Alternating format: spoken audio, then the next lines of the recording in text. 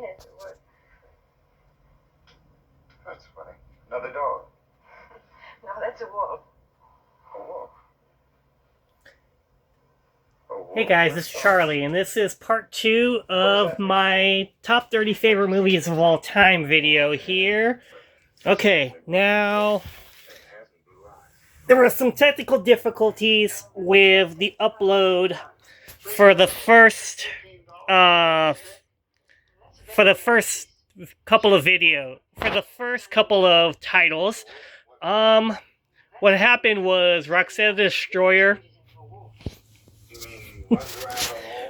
Roxetta the Destroyer here decided that she wanted to pull a thumbtack off of the wall for attention. She didn't eat it. She just dropped it on the ground and waited for me to pick it up for her. So yeah, during that whole thing, the video turned itself off. So that's why this video wound up being in 2 parts now. And then the second thing that happened is when I uploaded the first part to Instagram and Facebook, it only did the first 20 minutes. So I don't want to re-edit this together into one whole massive video. And at the same time, I just want to keep a genuine reaction because I like genuine. Like, I like things just on the fly. I don't want to do edited.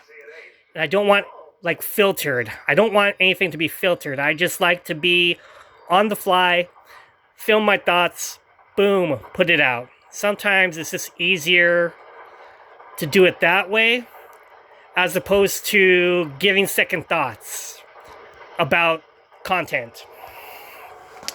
So instead of refilming a section of my video because it didn't wind up on Facebook and Instagram, YouTube did post my full video, and it shows where it got cut off, where Roxetta pulled the tack off the wall.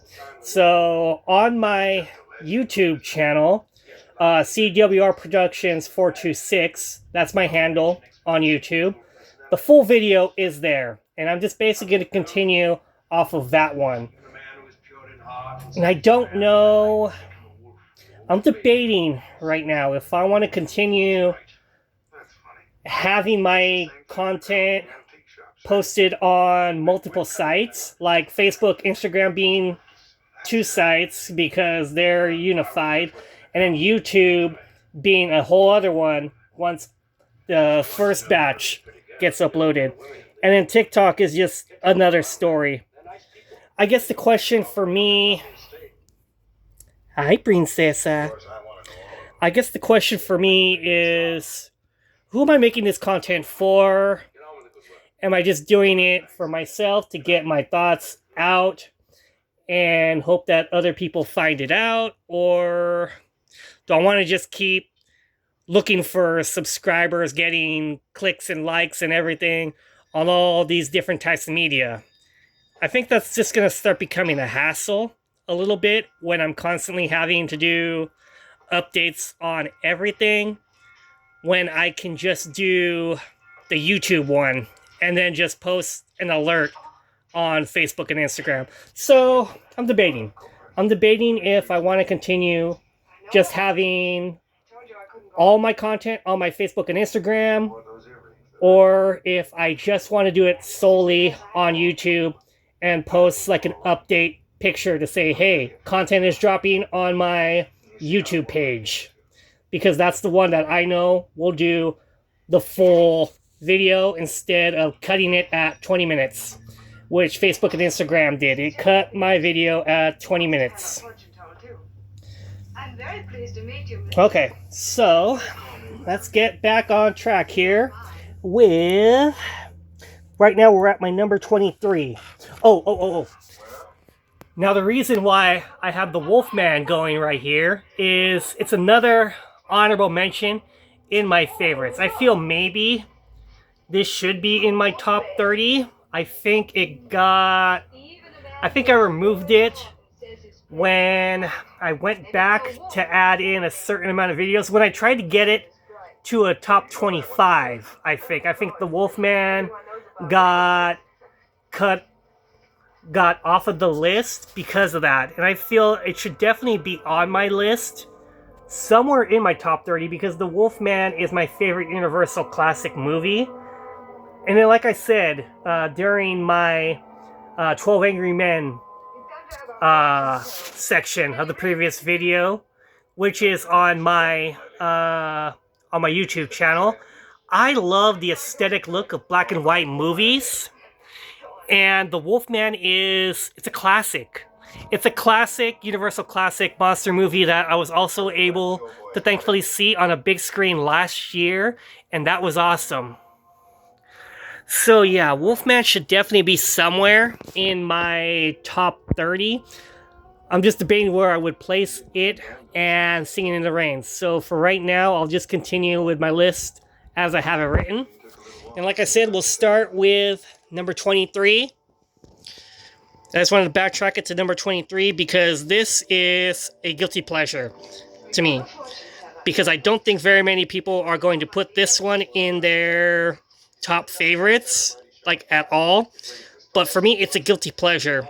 Like I said about Creepshow, I love the EC Comics era of comic horror. I love the Crypt Keeper as a horror character. This is an awesome, awesome, awesome movie. Greatly casted, and then you have my man, Billy Zane, right here as the Collector, as a villain who's just basically chewing up scenery like nobody's business. He's like an evil genie, kind of. He's got that like genie kind of feel to him. And then just as a movie, as a villain, I just love Billy Zane, kind of. And I love this movie. And a lot of people aren't going to put a movie like this in their top 30 because it's a guilty pleasure. But for me, especially after being able to finally see this movie on a big screen last year, because when this came out in 1995, I was 11 years old. So a little young to be seeing this movie, or really a little young to kind of know what Tales from the Crypt was, but I did because of the syndicated versions on Fox. Was a little young to know what this movie was, but I did. I did know about this movie. I knew I wanted to see it, so I waited as long as it took for this movie to finally get on VHS before I finally got to see it. So while I was waiting, I got the trade paperback version of this movie and read that. I got the soundtrack for myself, and I listened the heck out of that one while I waited for this movie to come out on VHS. And when it did, I was not let down at all because I love this movie. And it's just the very definition of what a cult classic and just what a guilty pleasure movie is meant to be. This is the very definition of guilty pleasure to me. And that's why I have it at number 23 in my top favorites, because it deserves that spot. Now, what we have here at my number 8. So my number 8 is going to be Rope. I have Vertigo on this cover because I love the cover of Vertigo. I like the way it aesthetically looks.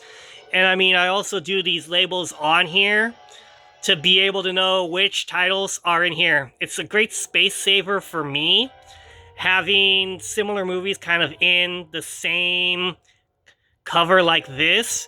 And I mean, once I grab one, I'm grabbing the other too. So it's like I could do a double feature if I wanted to.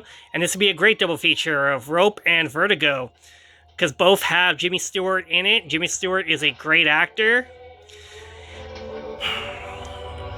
And okay, so Hitchcock is one of my favorite directors of all time. He is my absolute favorite of all time. I would say number 1 is John Carpenter. And then Alfred Hitchcock, number 2. So Rope, why I consider Rope my favorite Alfred Hitchcock movie, which instead of Vertigo, which is also a really great, beautifully done movie, instead of Rear Window, which is going to be mentioned a little further up the list, I love Rope because it has that play aesthetic of one room, like filmed in one room. For 90 minutes, you're in this one room, and the story that's going on in this one is that there are these 2 college students here who have essentially participated in killing a student. They've killed a student. One of the friends, he's very nervous. He's very afraid. He wants to get out of the room because he knows they're going to get caught. He's very nervous. And then his friend, he has this friend, he's very boastful. He's the one that came up with the idea because he has this mentality that the people who kill willingly are the more superior. It's kind of like that German idea, like, we are the superior race. Kind of, we won't get caught because we're better. We think better than most people. And then, because he's very boastful about what he was willing to do, he basically has brought together a bunch of, like, students and teachers, like their friends from school that they see every day, for a party for this friend who's very nervous. So the boastful one has set up a party for this nervous friend of his because he's going to be leaving to study abroad, basically, is the pretense for what the party is for, a going away party. And while this party is going on, we already know that there's a dead body in this room that we are in, because it's shown to be placed inside of a trunk where the housemaid is basically laying out their food for him. So you just basically have this cat and mouse thing of one guy is really nervous that they're going to get caught because the body is right there and they should really get rid of it and do something about it. And you have this one who's very boastful. He thinks he's very superior. He thinks he's very smart. And he wants to have this party. He wants basically to have this big show, basically, and almost wants to get caught, in a sense. And it's just this cat and mouse of will they get caught or won't they get caught for 90 minutes. And you don't see very many movies like that these days because everybody is so afraid to just let characters develop because dialogue is too talky. There has to be an action sequence. They have to leave the room. They have to have a car chase. They have to have so many things going on. And you don't. You don't need to have all of that because audiences can just have fun seeing character development just go off of like a simple plot. And I really hope that movies eventually get back to that aesthetic because I think it's awesome. And that's why Rope is number 8 in my favorites. Okay. Now, number 22. The Evil Dead 2. This one is almost like a spiritual reboot of the first Evil Dead. The thing with the Evil Dead franchise, which I adore, is how each movie is similar but different. Like this is Evil Dead 1, done on a bigger budget with better gore and more pacing and more understanding. It's my favorite horror movie of all time, just because it did the first movie better, because everything just felt refined and everything. It felt so like there's so much more going on in this one, action-wise and everything. And I just love this movie, and if I have a friend who has never seen The Evil Dead and wants to get into it, because you don't necessarily really need to know what happened in the first movie to get the second movie, I'll always say Evil Dead 2. Check out Evil Dead 2 first, and then Army of Darkness, to see if this is a franchise that you're going to like or if you're going to hate it. I would almost actually say Army of Darkness before Evil Dead 2, because Army of Darkness is the comedy version of this. But yeah, I would definitely say Evil Dead 2. My favorite horror movie of all time. And that is it's very much a horror movie. Like, it's nothing, it's not psychological, it's not supernatural, it's not jump scare, it's a horror movie. It's a horror movie that's not afraid to go balls out and have fun. And I really love it for that. And that's Evil Dead 2 at number 22. Okay, now, what we have here at my number 7 is we have Sinners. But we also, in this one, have my number 18, which is Weapons. And we also have my number 4, which is the 2025 Superman movie that James Gunn did last year. Now, I'll have a little bit more to say about Superman when we get to Superman closer on the list at number 4. But what I love about Sinners is that it's not just a vampire horror movie, even though that's what the trailer gave you. There's so much aesthetic of the blues culture in this movie. And it's really shot very, very well. Ryan Coogler, the director, he framed this story so well, and he knew what he needed to do to get the best performance out of his performers. And for me, I understand why this movie got 16 nominations right now. The most nominations any movie has ever been nominated for. It's really that good for me. Like, I could see this one winning.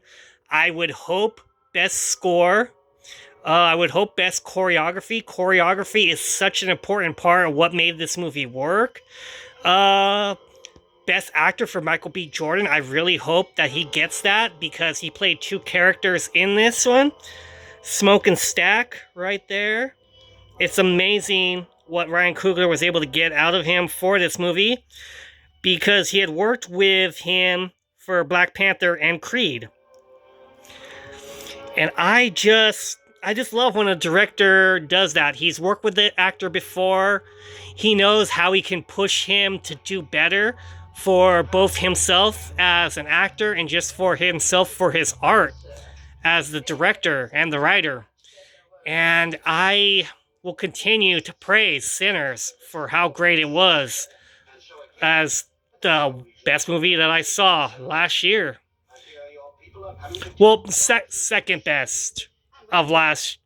No, actually, third. Third best of last year, because technically... Well, when we get there, we'll get there. Okay.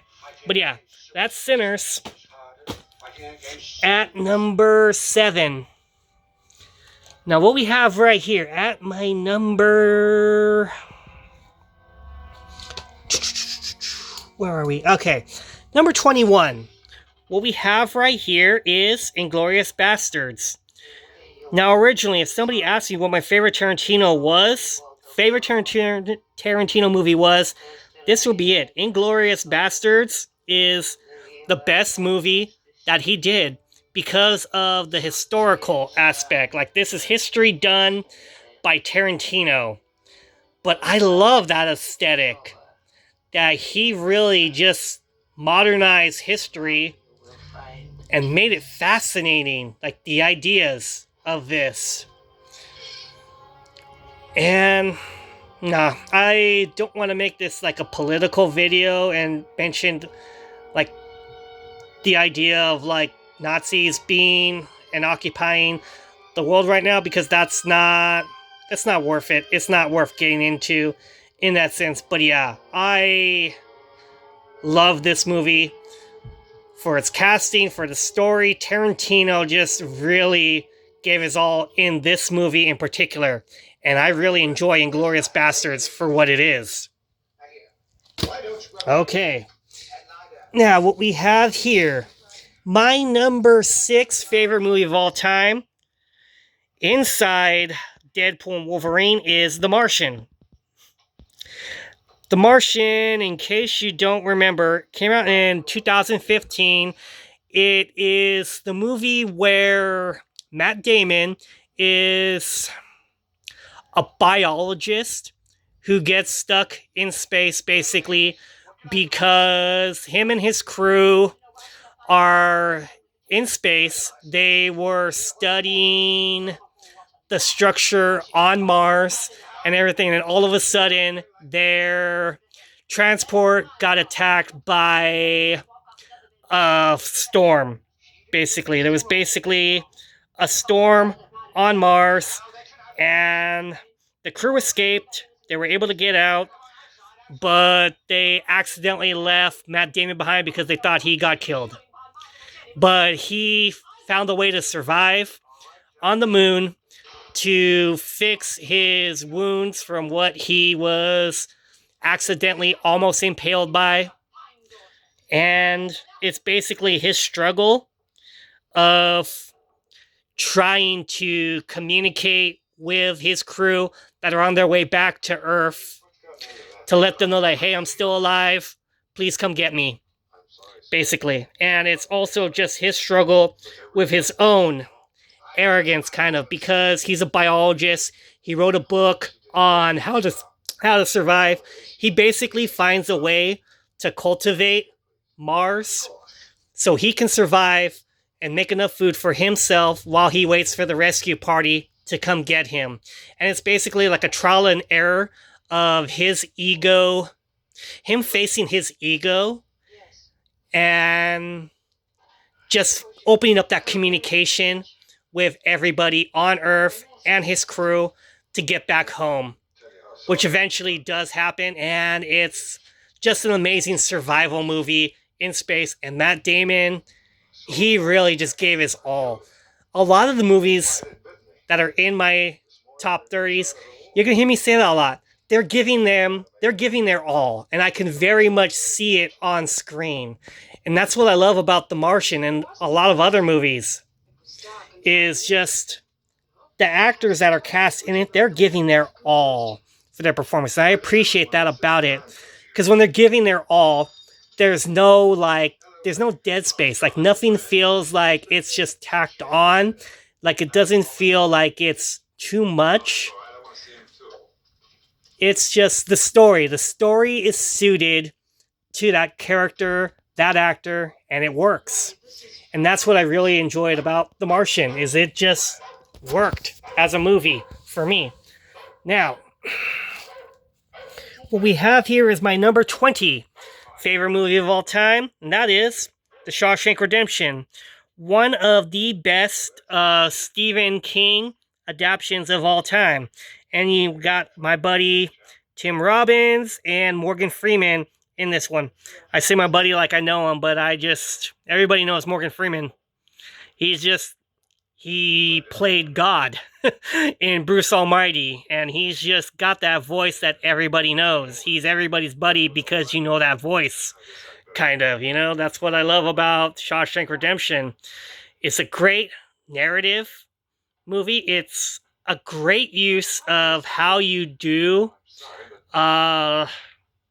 narration the right way, because it's basically Morgan Freeman narrating the life story of his friend Andy Dupree, which is played by Tim Robbins right there. Honestly, I love this version of Shawshank Redemption that I got because I love that cover. That cover art sells what this movie is for me. And it looks amazing. Every time I pick this up, it's just one of those movies that you're always going to watch whenever it's on, because it's very much not the kind of movie you think of when you think of Stephen King. Because you think Stephen King, you think, oh, he's the horror guy. And it's like, no. He's done movies like Misery. He did this movie. He did The Long Walk last year, which I thought is a great movie, and I love The Long Walk.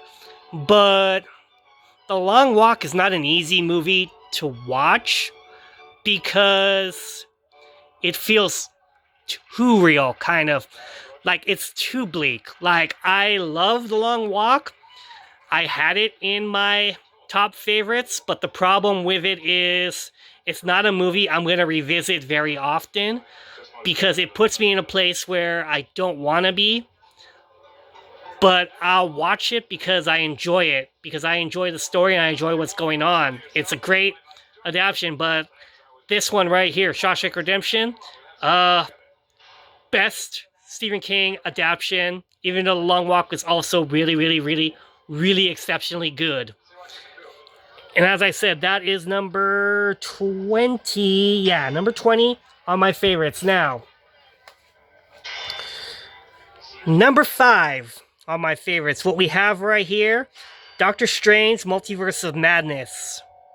Actually, on the cover, Doctor Strange Multiverse of Madness, because on the inside is Doctor Strange. Doctor Strange is my second favorite superhero movie of all time because I love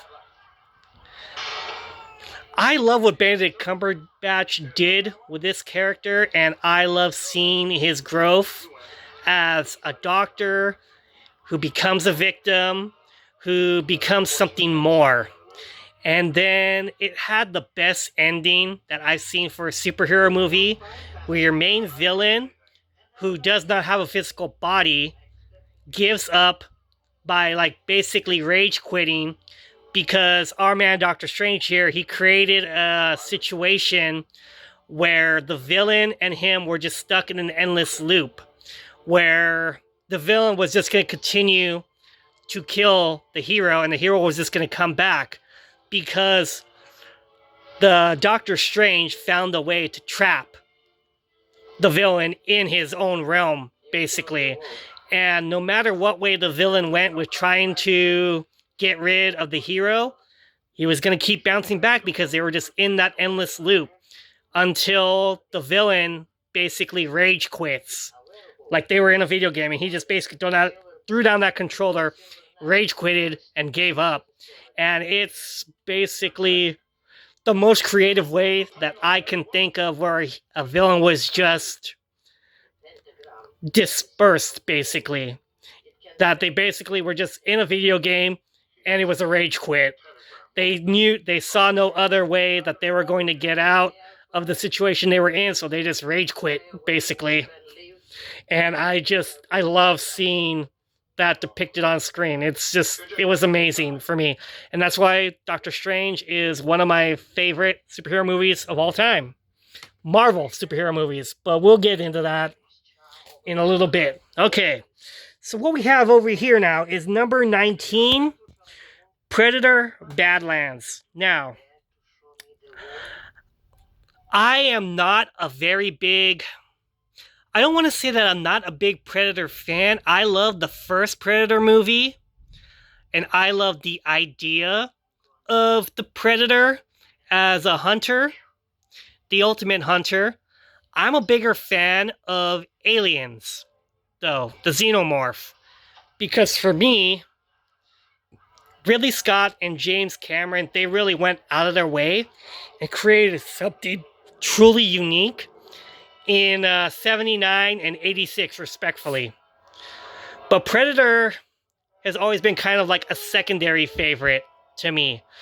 But Predator Badlands, it's the first movie where we get basically, essentially, all the backstory of the Predator, or the idea of the Predator, because you're seeing this film through the eyes of a Predator named Deke, who's basically on a mission to prove his worth as a hunter so he can become like all the other Predators that we've seen that can make themselves invisible, that have all the really cool, nifty weapons that hunt the strongest prey. And Deke, for me, I enjoyed seeing Deke's evolution because he to me is like the runt of the Predators. He's like bottom tier. Nobody really believes in him. His father doesn't believe in him. The only person that believed in him was his brother. So his brother always wanted the best for him. His brother protected him even when their father wanted Deke taken out because he was weak. Like, he just thought that he would never be a great hunter. And he eventually does become a great hunter, and he does overpower his dad, Deke does. And he does that with the help of his friend Thea. I never accept a present. Yeah, I think Thea is the Weyland-Yutani robot that helps him. I think, yeah, I'm almost fairly certain.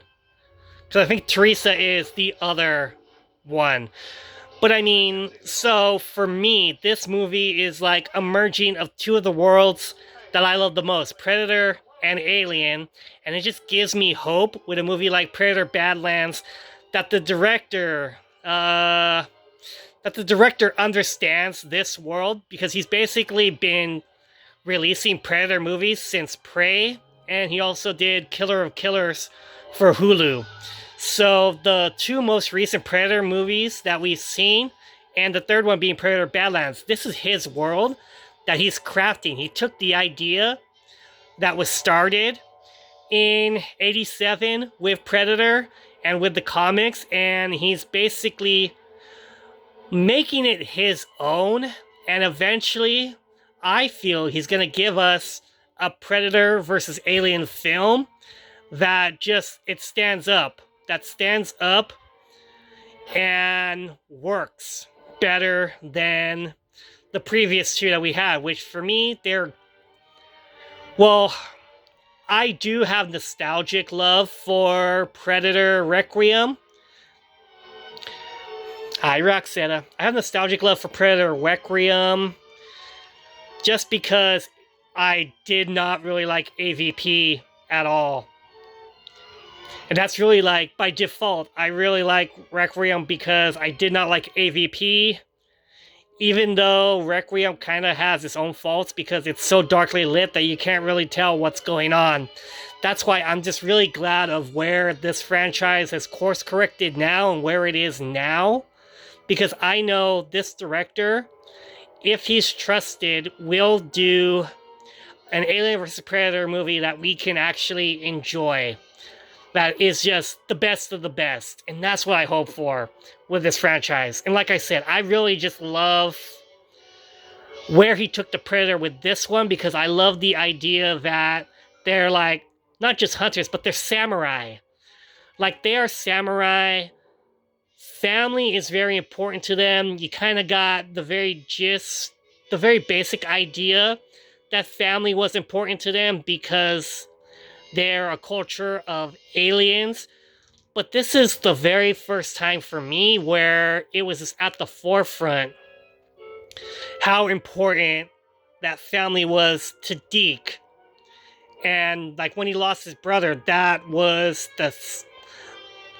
the most pain he's ever felt in his life. Even though he goes through the ringer in this one. Losing his brother is probably the saddest thing that ever happened to him. And that's why he needed to make a name for himself the way that he did. And that's what I really love about Predator Badlands, is it had all these ideas that I never would have thought would work in a Predator movie, and they did. And I really hope that we get more. Okay, so what we have here at my number 4 favorite movie.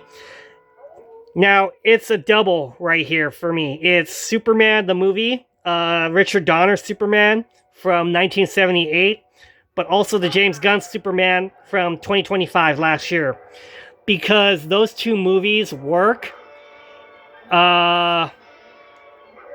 They work as a union together. Like, they work when you're seeing one after the other because they balance. They provide the most balance. Like, you would watch the Richard Donner Superman movie if you want the origin of who Superman is and how he is the way that he is, basically. But then James Gunn understood that he just couldn't rehash that same story for his Superman with his takes. So he basically throws you right into the action with Superman already being an established hero and all these other heroes that are in this world that know who he is, that respect who he is, that work with him, in a sense, even if they don't agree with that version of Superman, because that version of Superman, he's also balancing the alien part of who he is, because that's what he is. He's an alien with the human side, which makes the mistakes in life. But not only does he make mistakes, he understands that he makes mistakes, that he doesn't always have the right answer, but he laces up his shoelaces even when he's at his weakest, when he's at his lowest, and he jumps right into the fray of battle, because that's what he knows the world needs. Is the world needs him to always be there, even if he isn't right all the time. He understands that, and he still jumps into the fray of battle because he has to, because he's got to do what's right for everybody else who can't do the things that he does. And that's what I really loved about the James Gunn take of Superman, because it's that human side that you know is there because it's part of who he is, but at the same time done a different way. And that's what I really enjoyed about that version of Superman. Like, I love seeing him fail. Like, I like seeing him mess up. Know that he makes up. Know that he messed up. And still jump back into the fray because he has to. Because he has to fix what's wrong in the world. Even if he wasn't in the right. And I really love that aspect of what they brought to that Superman. And I really am looking forward to seeing more of what's going on with that world of Superman. Okay, now, what we have here is the Daywalker Blade 4 weapons, which I had already mentioned is in my Sinners case right now. I really love Weapons as a movie last year because it had that Pulp Fiction kind of aesthetic where the storyline is not A to B to C. The storyline was A to D, back to A, to C, to E, to Z. Like, it goes all over the place, kind of. It goes backwards and forwards, the way that Tarantino did for Pulp Fiction. But the thing about Weapons for me, I love that the trailer didn't ruin the movie for me. I knew nothing about how this movie was basically going to be like a love note for Giallo. Because Giallo Italian movies, for people that don't watch them, a lot of them have witches in them.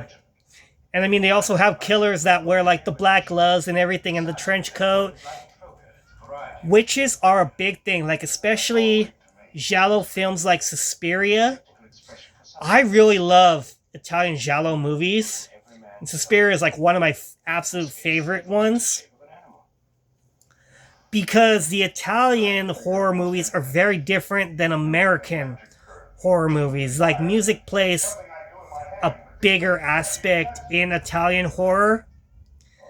And Weapons, to me, it blended different things that I love about movies. Like, it blended horror movies, it blended Italian Giallo, it blended like a Tarantino style that does not go from A to Z, but goes backwards and forwards.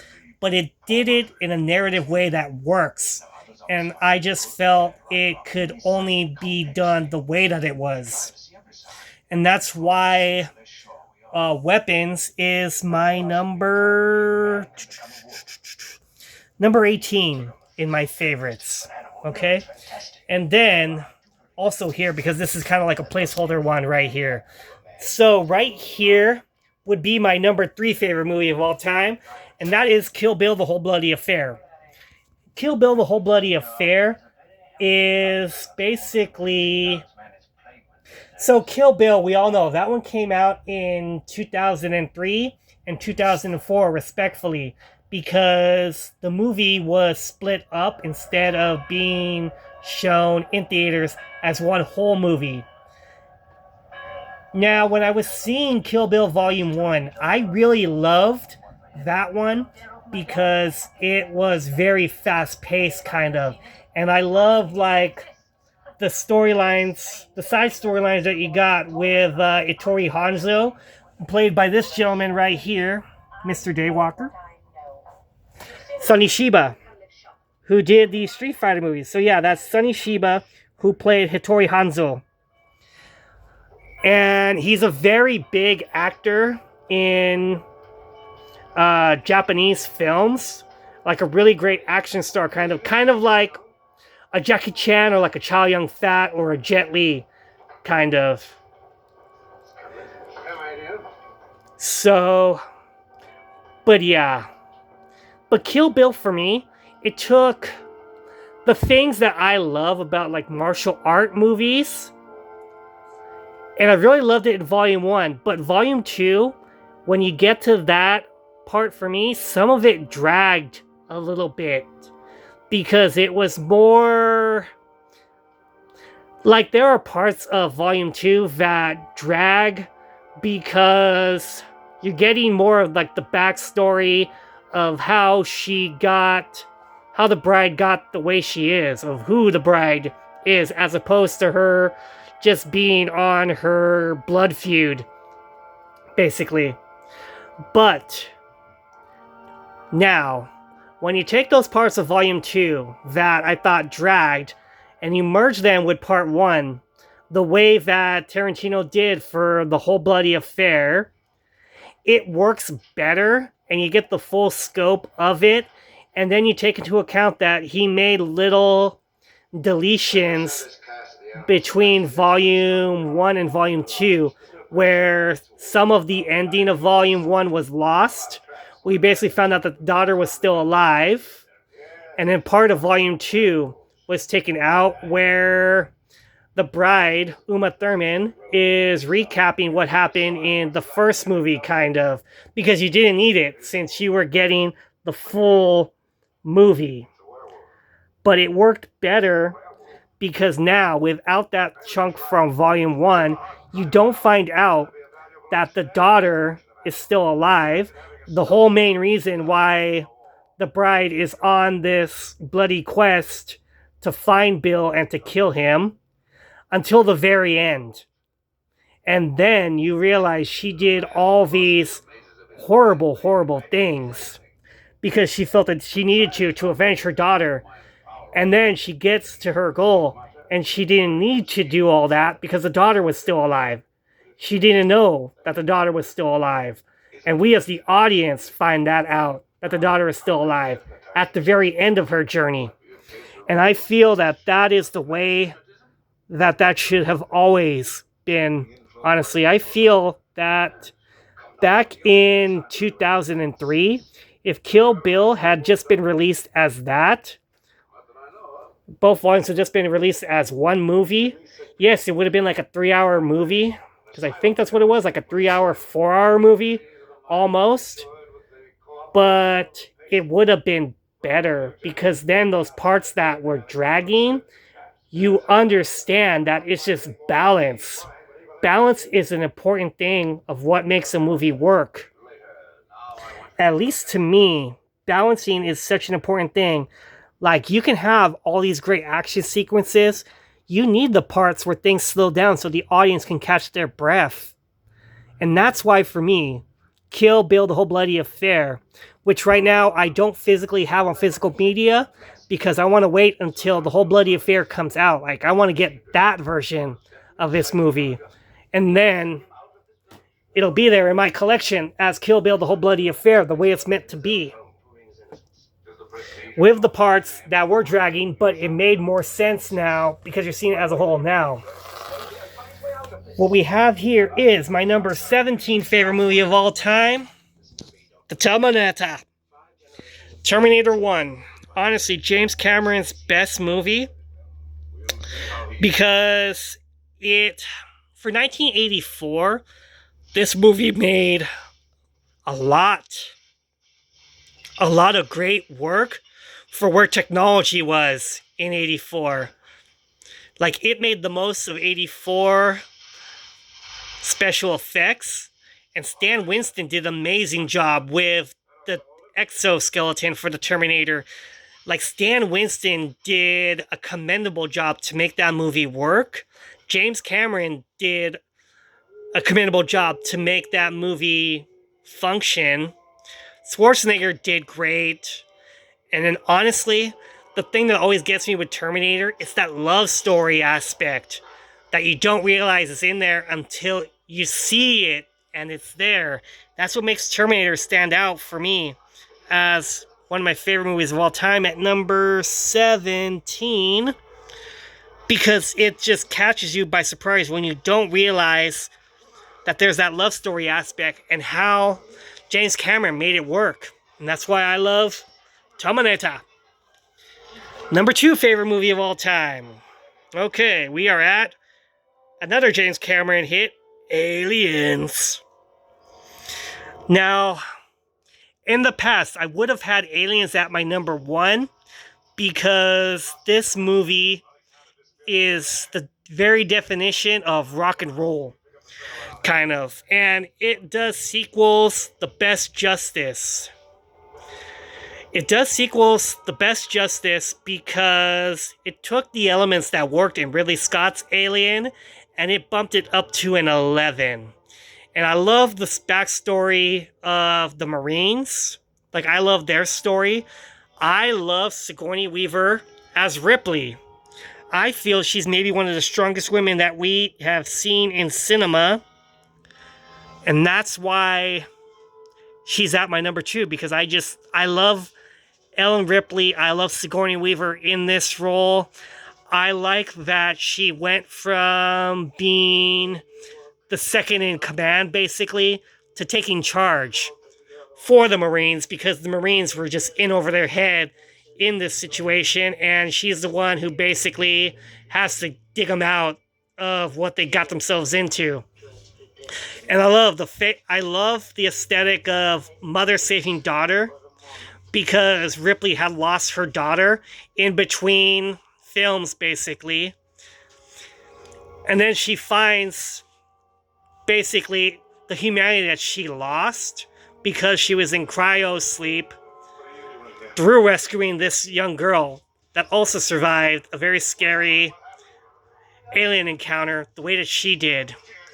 And that's part of why also Alien 3 kind of gets a lot of hate, because it took all those elements that James Cameron had basically layered in there for a director to use, basically, and to continue, and just said, nah, we're not doing that, and just killed off the daughter and the family aspect that Ripley had gained in Aliens. And I feel that, and they did that within the first 2 minutes of the movie too. So it's yeah, it's a good movie when you watch the director's cut, but yeah, it's kind of a mess because it made it bleaker than James Cameron had intended.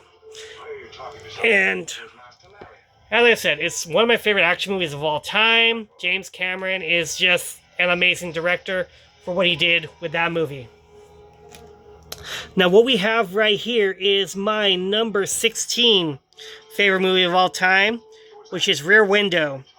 Which, if you don't know Rear Window, and it also explains why Fright Night is on the cover of this one right here. Fright Night is basically Rear Window, where this guy sees something out his window that shouldn't be, which is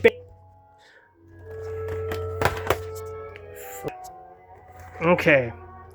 In Fright Night, the character of Charlie Brewster, he sees his neighbor, who is a vampire, killing somebody. And it's the Boy Who Cried Wolf story. He's trying to get people to understand that his neighbor is a vampire, something needs to happen, and he needs to be taken out, kind of. And nobody believes him because he's a horror movie fan who is telling tall tales, essentially. Or at least that's what they think, is that he's just